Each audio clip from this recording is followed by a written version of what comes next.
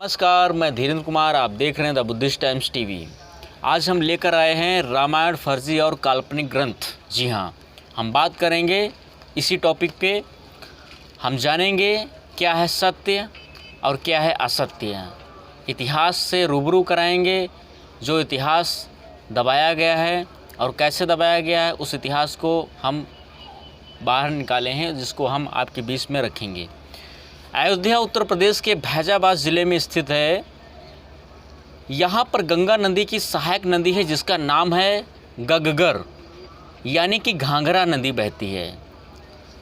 उत्तर प्रदेश के फैजाबाद राजस्व रिकॉर्ड में भी इस नदी का नाम घाघरा उल्लेखित है, परंतु ब्राह्मणों के धर्म ग्रंथों में इस नदी को सरयू नदी कहा गया है। ऐसा क्यों? ये प्रश्न है। आप इसको विचार करिए, ऐसा क्यों कहा गया है। आपको ध्यान रहे, मगध की राजधानी पाटलिपुत्र में अशोक के मौर्य वंश के बौद्ध सम्राट राजा बृहद्रथ मौर्य की उसी के सेनापति ब्राह्मण पुष्यमित्र शुंग ने धोखे से हत्या कर खुद को मगध का राजा घोषित किया था। जी हाँ, सेनापति जो हुआ करता था ब्राह्मण पुष्यमित्र शुंग ने धोखे से हत्या कर खुद को मगध का राजा घोषित किया था, और उसने अपनी राजधानी को पाटलिपुत्र से अयोध्या स्थानांतरित कर दिया था। जी हाँ, अर्थात बिना युद्ध किए बनाई राजधानी। पुष्यमित्र शुंग ने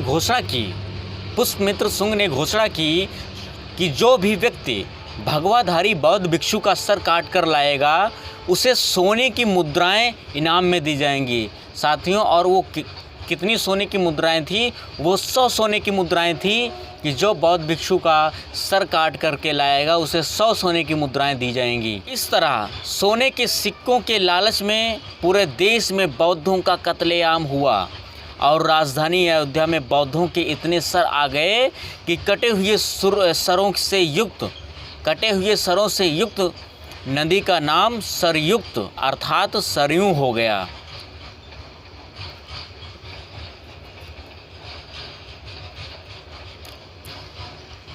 इस सरयू नदी के तट पर पुष्यमित्र शुंग के राजकवि वाल्मीकि ने रामायण लिखी थी, यानी रामायण का राम पुष्यमित्र शुंग ही है। रामायण का राम ही पुष्यमित्र शुंग ही है।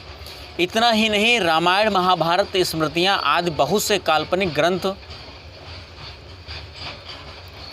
ब्राह्मण ग्रंथों की रचना भी पुष्यमित्र शुंग की ही इसी अयोध्या में सरयू नदी के किनारे हुई। बौद्ध भिक्षुओं के कत्लेआम के कारण सारे बौद्ध विहार खाली हो गए। तब आर्य ब्राह्मणों ने सोचा कि इन बौद्ध विहारों का क्या करें। आने वाली पीढ़ियों को भी कभी पता ही नहीं लगे कि बीते वर्षों में यहाँ क्या था। तब उन्होंने इन सब बौद्ध विहारों को मंदिरों में बदल दिया और इसमें अपने पूर्वजों व काल्पनिक पात्रों को भगवान बनाकर स्थापित कर दिया, और पूजा के नाम पर यहाँ दुकानें खोल दी। ध्यान रहे, उक्त बृहद्रथ मौर्य की हत्या से पूर्व भारत में मंदिर शब्द ही नहीं था। बृहद्रथ मौर्य जो थे, मौर्य साम्राज्य के बृहद्रथ राजा हुआ करते थे, जिनकी हत्या से पूर्व भारत में मंदिर शब्द ही नहीं था, ना ही इस तरह की संस्कृति थी। ध्यान रहे, पेरियार रामास्वामी नायकर ने भी सच्ची रामायण पुस्तक लिखी है, जिसका इलाहाबाद हाईकोर्ट केस नंबर 412/1970 में वर्ष 1971 सुप्रीम कोर्ट ने 1971 से 1976 के बीच में केस अपील नंबर 291/1971 चला, जिसमें सुप्रीम कोर्ट के justice PN Bhagwati, justice VR Krishna Iyer, justice Murtaza Fazal Ali ने दिनांक 16/9/1976 को निर्णय दिया। और वो निर्णय क्या था, वो भी हम आपको बताएंगे। निर्णय ये दिया कि सच्ची रामायण पुस्तक सही है, सुप्रीम कोर्ट तक ने यह माना कि सच्ची रामायण पुस्तक जिसके लेखक रामास्वामी पेरियार नायकर जो थे, उनके द्वारा रचित सच्ची रामायण पुस्तक बिल्कुल 100% सत्य है। इसके साथ में यह भी कहा कि ये सारे तथ्य वैध हैं। सच्ची रामायण पुस्तक यह सिद्ध करती है कि रामायण नामक देश में जितने भी ग्रंथ हैं वे सभी काल्पनिक हैं और इनका पुरातात्विक कोई आधार नहीं है, अर्थात ये फर्जी हैं। साथियों, हमारा इस वीडियो का जिक्र करने का मतलब, बनाने का मतलब, उद्देश्य यही है कि सोए हुए बहुजनों को इतिहास जनाना और वो अपने इतिहास को जाने, और जब जानेंगे तभी तो जागेंगे और तभी तो संघर्ष करेंगे, अपने हक और अधिकार की लड़ाई लड़ेंगे।